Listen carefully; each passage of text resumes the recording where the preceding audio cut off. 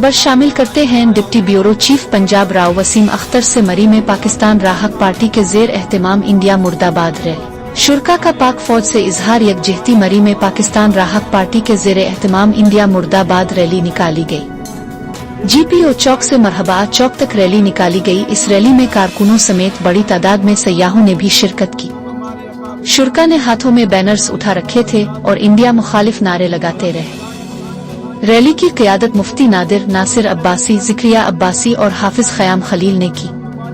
मरहबा चौक पर खिताब करते हुए रहनुमाओं ने भारत को खबरदार किया कि पाकिस्तान की तरफ मैली हक से देखने वालों की आंखें निकाल दी जाएंगी। मुकर्रीन ने कहा कि अगर भारत ने जारहियत की कोशिश की तो पाकिस्तानी कौम पाक फौज के शाना बशाना खड़ी होगी। उन्होंने कहा कि अगर भारत ने पानी बंद किया तो पाकिस्तान भी तमाम मुआहदे खत्म कर देगा।